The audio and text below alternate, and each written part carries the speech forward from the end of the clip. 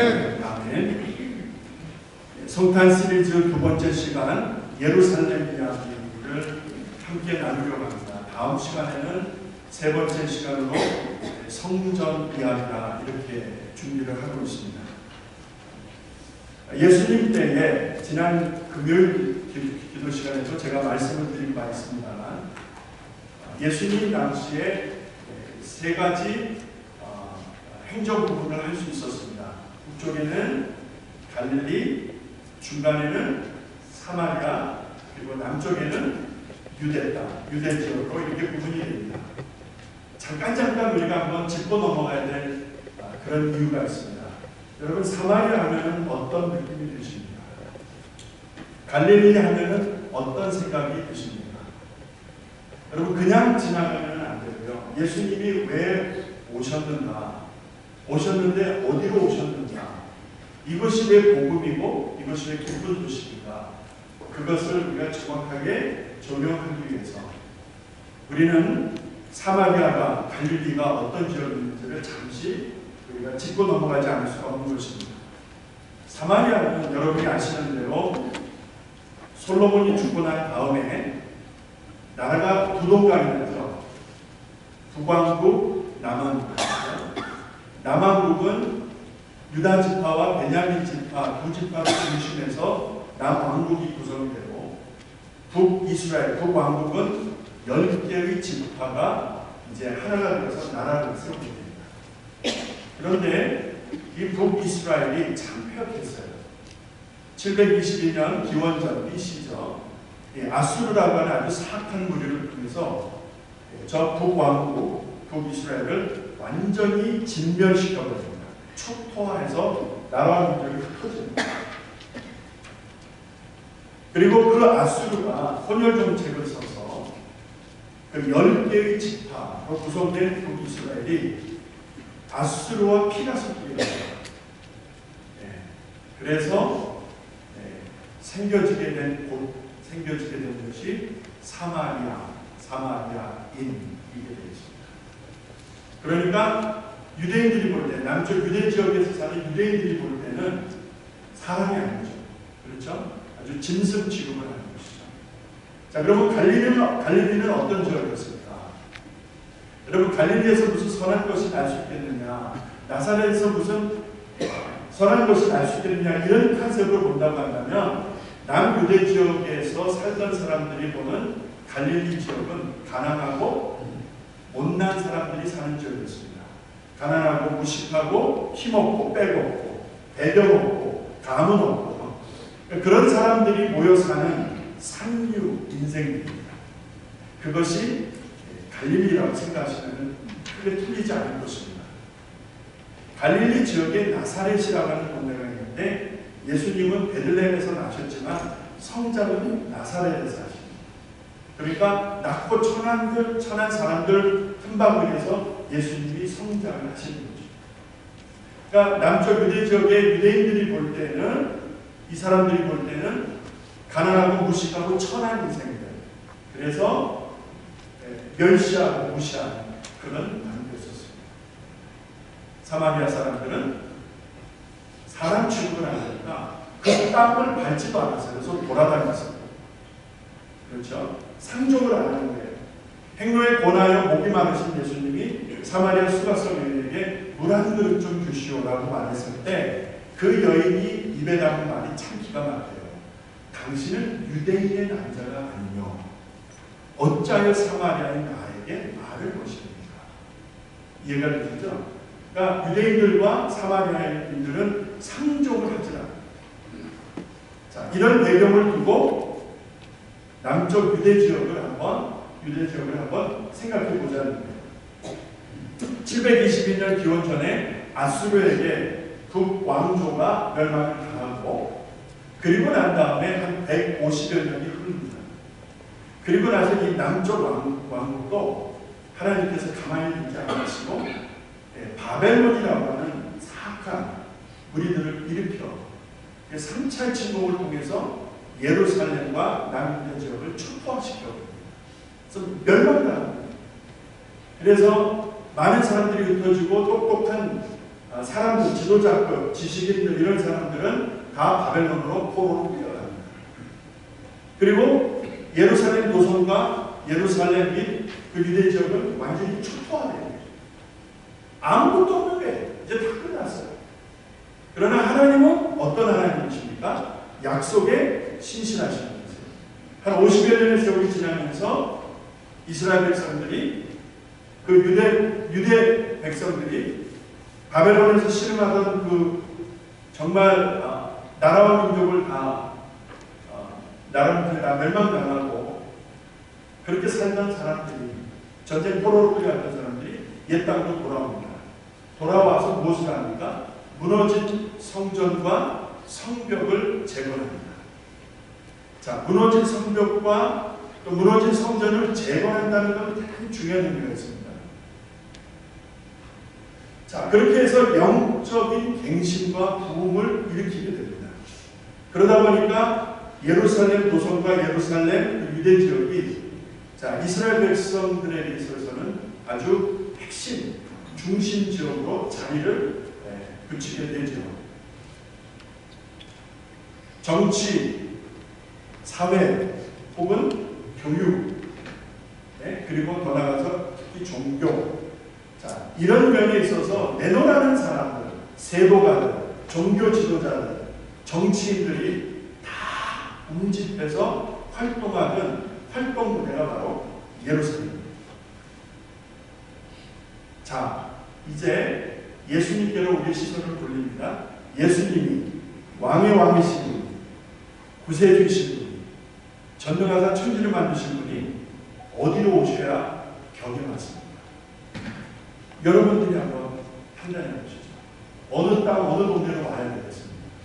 누가 봐도 예루살렘 도성의 핵심 성전이에요. 여러분, 많은 사람들이 주목하고 많은 세도가들이 종교 지도자들이 주목하고 있는 그 땅으로 오심이 다한 줄로 믿습니다. 그렇죠? 그렇지 않아요. 그런데 실제적으로 예수님이 어디로 오십니까? 베들레헴으로 오시는데 유대 땅이지만 아주 작고 작은 동네, 정말 작은 동네. 강남에 유명한 무슨 삼청동 뭐 이런 데가 아니고요. 진짜 변들. 지금은 그런 변들가 있으려나 모르겠는데요. 예전에 제 친구들이 살던 창신동 뒤쪽에 이런 가파른 달동네들이 있었고요. 노고산동 이런 데, 신촌 뒤쪽에 아주 이런 달동네, 진짜 이런 경사를 한 40-50분을 걸어 올라가야 돼요. 버스 정류장에서. 그런 달동네. 화장실도 없죠. 올라가면 동네 공동 화장실이 하나 있는 거예요. 그런 달동네. 여러분, 그런 달동네가 있다고 하면 그런 달동네에 사는 사람들의 이 멘탈리티하고 여러분, 한국의 제일 부자 동네들이 어디입니까? 강남에 어디에 절대 안 모르겠어요. 네? 압구정동, 압구정동이요. 그러면 압구정동에서 사는 사람들의 멘탈리티하고 같겠습니까? 사람의 생각 수준이나 삶의 수준이 다르지 않겠어요? 자, 그렇다고 하면은 예루살렘으로 하나님의 강림과 하나님의 역사적 탄생이 오르고 싶은데 왜 베들레헴이었을까? 그 작은 동네, 누구도 주목하지 않는 그 작고 작은 촌동네, 그것도 하룻밤 혹은 일정 기간 동안 몸을 풀 수 없어서, 묵을 사관이 없어서, 그것이 오늘날에 못해 믿는 여관이도 좋습니다. 사관이 없어서 부유에, 그러니까 여물통이죠, 여물통. 쉽게 해서 밥통. 이 밥통에 나셔야 되는 참 기가 막힌 아기 예수, 전능하신 하나님. 이건 정말 하나님의 모습이라고 말하지 않을 수가 없는 거예요. 그렇잖아요. 이건 하나님의 모습이죠. 그분의 나심을 누구도 알지 못하던 그때 누가 예수님의 탄생을 알았어요? 유명한 정치인이 아주 신명한 종교 지도자들이 알아봤습니다. 천만의 말씀, 만만의 말씀. 아무도 그의 탄생을 알지 못했어요. 그런데 오늘 말씀해 보니까 동방에서 아주 먼 곳에서 작고 작은 보을 베들레헴을 찾아온 사람들이 있었다는 이야기입니다. 그들이 누구입니까? 동방손 박사들로 말씀을 1절에서 하고 있습니다. 그러면 그들이 어디서 왔는가? 성경에서는 동방이라고 하고 영어 성경에는 from east라고 말씀합니다. 뭐 정확하게 어딜까? 학자들은 페르시아 혹은 바벨론, 아라비아 이야기하는 학자들이 많아요. 어떤 사람은 심지어는 애국이나 소아시아의 어느 동네일 것이다, 아니면 인도다, 이렇게 말하는 사람들도 있습니다. 자, 어디이든 간에 중요한 것은 멀다, 아주 먼 곳에서 왔다라는 것은 분명하다는 것이죠. 자, 멀리서 온 그들이 정말 왕을 섬기러, 왕을 경배하러 왔을까? 그걸 어찌합니까? 그냥 놀러 다니다가 그냥 발이 닿아서 왔는지, 자기네들 어떤 비즈니스 차원에서 마케팅을 어떻게 좀 확대해 볼까? 그래서 돈 벌기 위해서 왔는지 어떻게 알아요? 이들이 정말 왕을 경배하려고 왔습니까? 어찌합니까? 자, 그들이 준비한 것을 보면 알죠. 그들이 뭘 준비했습니까? 황금과 유향과 모략입니다. 자, 여기에 담겨진 의미를 지금 말씀드릴 수는 없는데, 중요한 것은 왕을 아련하기 위해서, 왕을 만나보기 위해서 그 별을 보고 따라왔는데, 그의 별을 보고 따라왔는데, 그분을 만나기 위해서 성심성의껏 최대한 잘 준비한 것이 세 가지였습니다. 여기에는 예수님의 삶의 공생의 의미가 담겨져 있죠. 그렇죠? 자, 기쁜 소식이에요. 분명 이들이 별을 보고 왔으니까 분명 기쁜 소식이에요. 그리고 그 왕을 만나고 싶어서 헤롯 왕을 찾아서, 유대인의 왕이 나셨는데 어디 계시는요? 우리가 그분을 뵙고 싶습니다. 왜 뵙고 싶다고 했을까요? 그분을 경배하고 예를 갖추고 싶습니다 라는 것이었어요. 자, 그러면은 같이 갑시다. 한번 알아봅시다. 어디일까? 어디에서 이런 일이 있을까? 여러분, 같이 마음을 모아서 왕을 아련하고 왕에게 선물을 드리고 기뻐하면 될 일이거든. 오늘 말씀 3절에 보십니까? 그런데 문제가 있어요. 어떤 문제입니까? 소동했다는 것이죠. 그러니까 기쁜 소식을 전하는 동방의 박사들과는 다른 분위기다 이 말이죠. 누가? 헤롯 왕과 그 다음에 예루살렘에 거하는 거민들. 자, 그 지역에 사는 소위 말하는 상류계층, 아까 상류인생이라는 말도 나왔죠. 그러면 인류 인생들이 소동을 합니다. 왜 소동을 할까? 영어에 he was disturbed. 여러분 저 disturbed라는 단어 아시죠? 그러니까 불안해하는 거예요. 심적으로 정서적으로 매우 극도의 불안한 상태를 disturbed라고 할 수 있어요. 아니, 기쁜 소식이 전해졌는데 우리의 구세주 그리스도이신 예수, 그분의 나심을 전해 듣게 되어서 다 같이 기뻐해야 되는데, 아니 이게 무슨 말입니까? 아니 이게 왜 소동입니까? 뭐 때문에 소동하는 거예요 도대체? 왕의 탄식을 모두가 다 기뻐할 수 없었다. 왜 그렇습니까? 헤롯 왕이 가지고 있는 것 때문에 그랬어요. 자, 헤롯 왕이 무엇을 가지고 있었습니까? 왕권입니다. 뭐라고? 왕이 났다고? 그래서 경배하러 왔다고? 겉으로는 안 그러죠. 속으로. 뭐야 이게 도대체? I am a king. 내가 이 땅을 다스리는 왕인데 저들이 지금 무슨 말 하느냐? 라고 하고 싶지 않았겠어요. 근데 그 속내를 감춥니다. 그렇게 끌어오르고 한편으로는 불안하고 이게 뭐지? 쟤네들 지금 뭘 얘기하는 거야? 불안하기도 하고 분노도 생기도 하는 이런 자기 속에서 일어나는 이 감정을 감추고 자기도 경배하고 싶다고 말을 섞습니다. 그렇죠? 자, 헤롯 왕이 왜 겉으로는 그렇게 유하게 자기도 경배하고자 그 왕을 아련하고자 그렇게 말을 쏟지만 사실은 그 내면이 전혀 다른 모습을 가지고 있었는데 매우 혼란스럽고 매우 극도의 두려움 속에 그가 디스터브, 혼란에 빠져있고 두려움에 빠져 있었던 것을 분명히 볼 수가 있는 것입니다. Why? 질문을 할 수가 없어요. 나중에 한 번 더 말씀을 드릴 수 있겠습니다만 여러분 해보시고 무엇을 합니까? 그 나이를 비슷하게 추측해서 아이들 전체를 다 도륙을 합니다. 아시죠? 아시잖아요. 아이들을 다 죽여버립니다.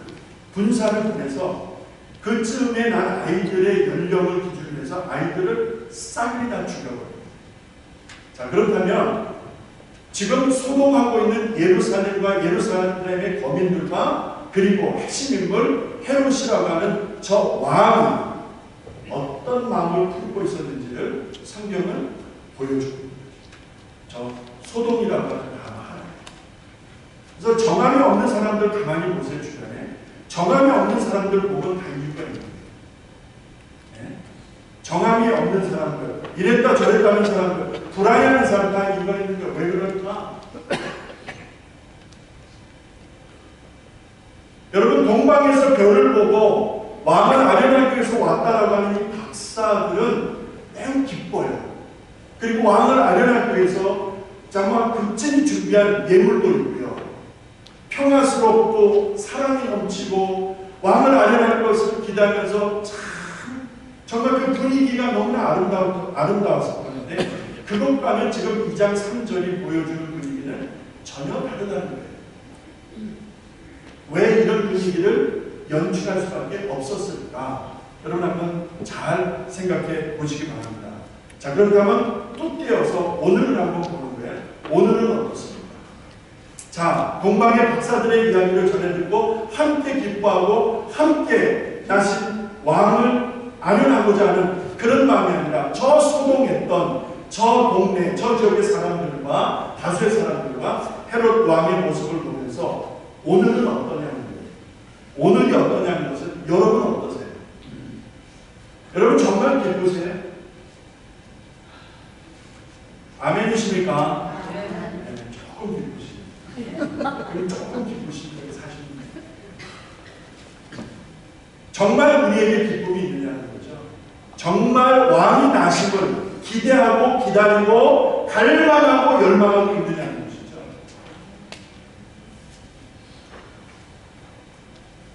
우리 주님이 뭐라고 말씀하셨는지 아세요?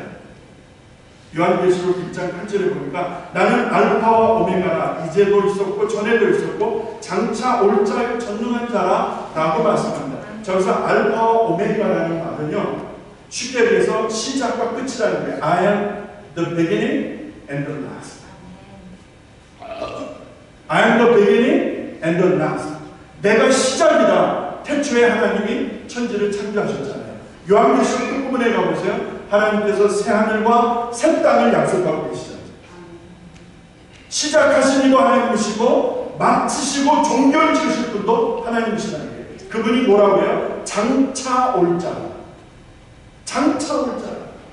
여러분 왜 두려워하는지 아세요? 왜 혼란스러워하는지 아세요? 왜 사람들 속에서 그렇게 디스터브하고 있는지 아세요? 그런 사람들의 대부분은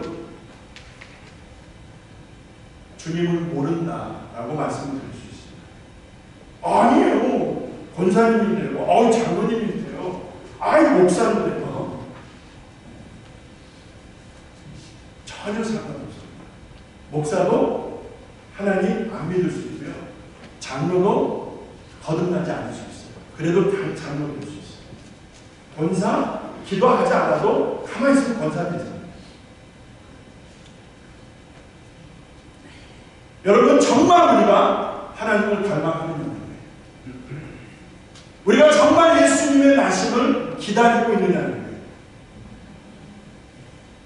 여러분 그렇지 못한 이유는 정말 하나님을 믿지 않는 것이든지 아니면 다른 것이 더 커 보여서 왔다 갔다 우왕좌왕하는 것이든지 꼭 그런 거 아니겠습니까? 정말 우리가 하나님을 믿는다면 그 하나님은 어떤 하나님이에요? 지금 구유에 나신 예수가 어떤 하나님이신지 아세요? 그분이 어떤 분인지 아세요? 장차 올 자라. 장차 올 자라. 장차 올 자라. 초림만 이야기하는 것이 아니라 재림을 얘기합니다. 다시 오실 거예요. 그래서 선한 자들에게는 여러분 생명의 부활로 나오는 거예요. 충성된 종들에게는 여러분 착하고 충성된 종들에게는 생명의 부활로 나오는 거예요. 그런데 게으르고 악하고 하나님의 질서와 교회 질서를 어지럽히게 되면 어찌 되는 것입니까? 심판의 부활이 기다리는 것입니다. 여러분 교회 다니는 것과 하나님을 믿는 것은 전혀 다른 이야기입니다. 내가 목사가 되는 것과 정말 내가 하나님의 종인 것과는 다른 이야기라는 말입니다. 내가 상을 받는 사건 목자일 수도 있잖아요. 월급 받는 돈 받는 일꾼일 수 있잖아요. 진짜 목사가 아닐 수 있잖아요. 여러분 정말 장로이십니까? 정말 전사이십니까? 그렇다면 그가 다시 오실 분이라고 하는 사실을 여러분 염두에 두셔야 될 줄로 믿습니다. 아멘. 잊지 마셔야 될 줄로 믿습니다. 아멘. 그분이 다시 오실 때 어떤 일이 벌어질지 아세요? 7절입니다. 요한계시록 1장 7절. 볼저가 구름을 타고 오시리라. 각인의 눈이 그를 보겠고 그를 찌는 자들도 볼 터이고 땅에 있는 모든 족속이 그를 인하여 애곡하리니. 보세요. 자, 그분이 다시 오시는데 다시 오실 그분을 우리가 진정으로 믿는다면 그때 어떤 일이 있겠는가? 모든 자들이 그를 보게 될 것이다. 그때 살아있는, 그때 땅에 살아있는 모든 족속들이 흑인이든 백인이든 북한 사람이든 남한 사람이든 저 아프리카 사람이든 아니면 저기 남미에 사는 사람이든 어디에 있는 사람이든 모든 족속이 그를 보게 될 것이고 그로 인하여 애곡하게 통곡하게 될 것이다. 하나님의 말씀입니다. 그러니까 아직 안 끝난 거예요, 여러분. 그러니까 예수 잘 믿으셔야 돼요. 똑바로 믿으셔야 돼요. 아멘. 그렇지 않으면 저 마지막 순간에 내가 착하고 충성된 종으로 하나님의 칭찬과 위로와 평안을 맛보게 될지 아니면 게으르고 악한 종아 책망을 받게 될지 We don't know. I don't know.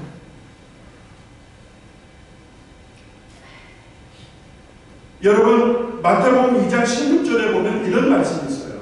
오늘 본문의 뒷부분의 16절에 보면 헤롯이 박사들에게 속은 줄을 알고 헤롯이 박사들에게 속은 줄을 알고 시인이 어떻게 해요? 노예를 하는 거예요. 이제 본색이 나오는 거예요. 시인이 분노하는 거예요. 네? 여러분 분노하지 마세요. 분노를 잘 다스리셔야 됩니다. 네? 분노를 잘 다스려야 성령 충만할 수 있어요. 성령 충만하고 싶으면은 자기하고 싸우면서 반드시 이겨야 됩니다. 자기하고 싸우면서 지면은 절대로 성령 충만은 표가 되는 것이고 구호가 되는 거예요. 절대 성령 충만한 종이 될 수가 없어요. 그만큼 이 속에서 들어오는 분노를 삭히고 누르고 짓밟기가 쉽지가 않은 것입니다. 근데 보세요. 헤롯이 막 분노하는 게 지금 분노하는 거예요. 왜 분노합니까? 속은 줄 알아요. 그래서 보세요. 2살부터 해요. 근처에 낫다고 생각되지는 아이들을 모조리 다 도륙을 해버리는 거예요. 세상에 이런 악인이 어디 있습니까? 그 아이들이 죽으면서 그의 부모들이 그 땅에 얼마나 처절한 통곡이 울려 퍼졌을까? 하늘에서 하나님이 듣고 계셨을 것입니다.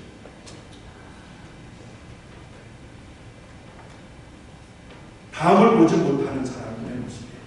다음이 뭐예요? 다음이 있다니까 지금이 다가 아니에요. 오늘이 다가 아니에요. 여러분 지금까지 살아온 게 전부가 아니에요. 다음이 또 있다는 게 다음. 그게 뭐예요? 주님의 재림이에요. 정신 똑바로 차려야 됩니다. 주님의 재림. 그때 그를 찌른 자들, 그를 회방한 자들이 반드시 하나님께서 보호하십니다. 얼마나 귀한 말씀입니까? 지금 작고 작은 보울 베들레헴, 그것도 하루 몸을 풀 수 있는 상관이 없어서 구유에 나셔야 했던 그 영을 통해서 몸을 풀어야 했던 그 상황에서 탄생하신 그분이 어떤 분인가, 그분이 얼마나 위대한 분이신가 여러분 주목하시기 바랍니다. 여러분 페르소나라는 말 아세요? 페르소나? P-E-R-S-O-N-A 페르소나? 우리말로 한국어로 페르소나라고 번역을 하더라고요.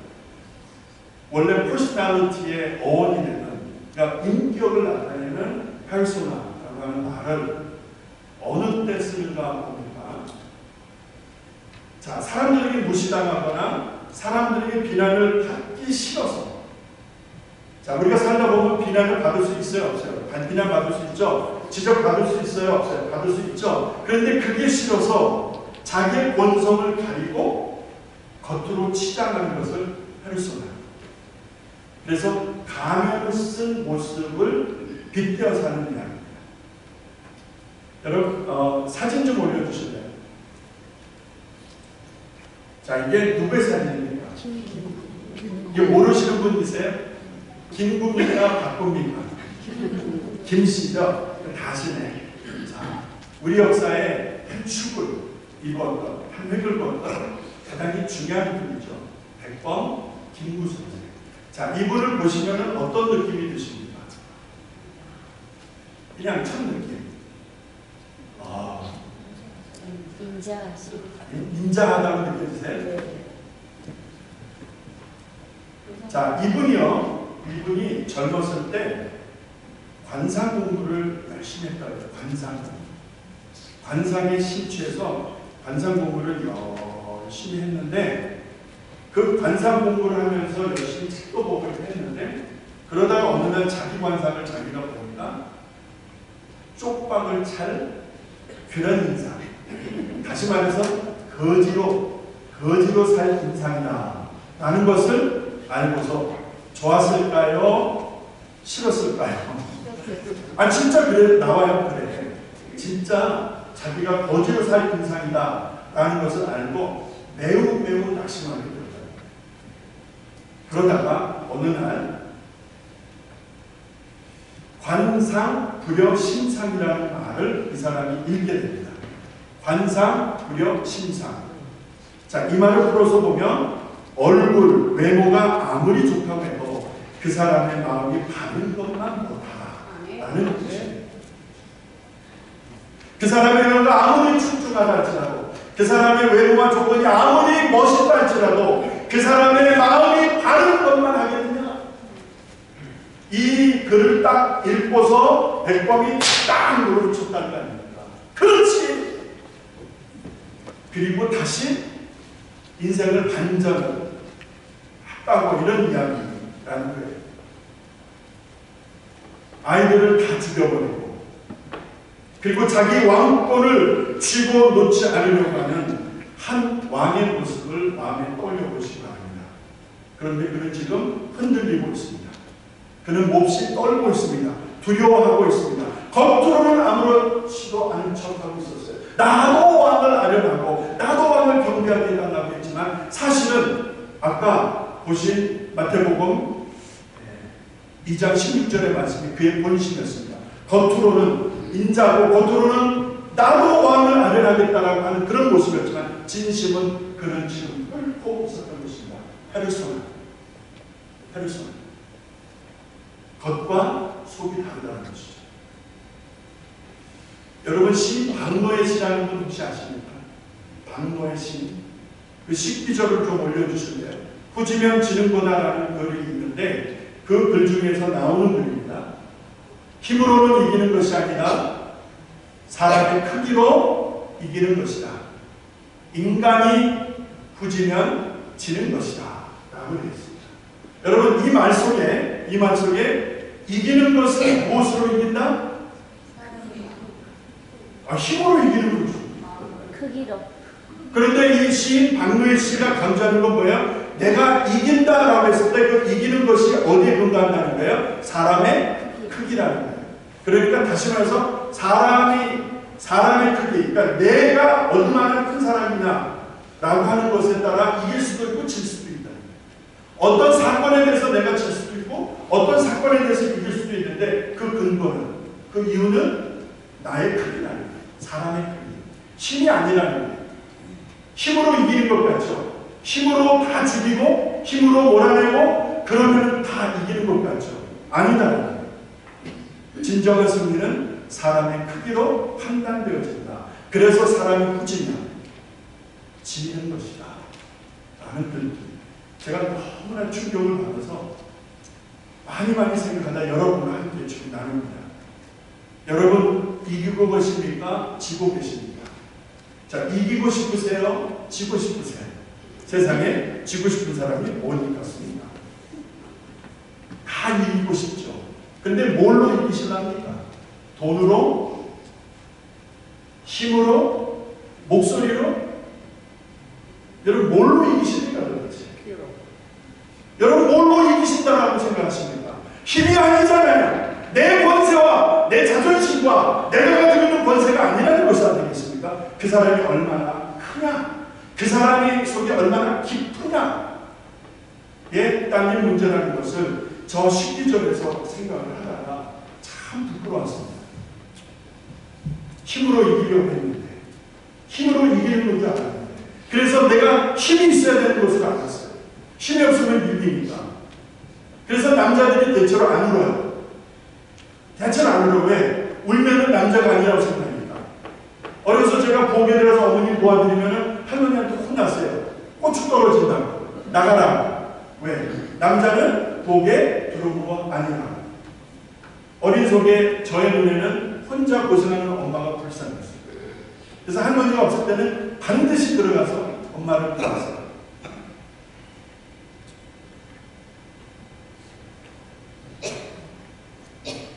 남자가 울면 안 된다고 배웠어요. 남자가 일어나면 안 된다고 배웠어요. 남자는 남자가 나와야 된다고 했어요. 여러분, 남자가 남자라고 하면 뭡니까? 강해야 된다. 울지 않아야 된다. 씩씩해야 된다. 이게 남자라고 배웠어요. 그런데 박노해 시인이 써놓은 글귀에 보니까 아니에요. 우리가 잘못 배운 것 같아요. 사람의 크기. 그래서 그 사람이 작으면 작을수록 큰 소리가 나요. 그 사람이 작으면 작을수록 시끄러워요. 그 사람이 크면 클수록 소리가 안 나요. 그렇게 적용을 해봅니다. 이제 말씀을 마치겠습니다. 사람에게 문제는 허세입니다. 남자나 여자나 허세가 문제입니다. 겉으로 강한 척, 나는 의인인 척, 나는 잘못한 게 없는 척, 이 척하는 허세가 문제입니다. 이것이 바로 헤롯 신드롬이라고 할 수가 있을 것입니다. 헤롯 증후군. 겉으로는 멀쩡해 보고 겉으로는 다 괜찮은 것 같지만 속으로는 끓고 있는 거예요. 여러분, 이게 페르소나. 하나님은 이 땅에 큰 기쁨의 소식으로 오시잖아요. 여러분과 저를 살리려고 오시잖아요. 그럼 모두가 기뻐하고 그를 경배하고자, 그를 만나고자 갈망해야 되는 것이 바로 오늘 우리들이 해야 될 일 아니겠습니까? 아멘. 그런데 집단적으로 소란한 거예요. 예루살렘 교석은 집단적으로 소란한 거예요. 그러니까 얼마나 그것이가 썩고 있었는가는 것을 다음 시간에 제가 강조할 거예요. 성전 이야기를 정말 썩었어요. 성탄을 어떻게 준비하고 계십니까? 여러분, 대강절기를 어떻게 보내고 계십니까? 그분을 묵상하십시다. 주님의 마음을 묵상하십시다. 왠지 아세요? 마음이 가난한 자가, 심령이 가난한 자가 복이 있는데 왜요? 왜요? 천국이 절 것입니다. 그러니까 누가 탄생하시는 예수를 누릴 수 있어요? 어떤 사람에게 예수님이 탄생하십니까? 심령이 가난한 자. 나 페르소나. 심령이 가난한 자에게 주님은 성탄하십니다.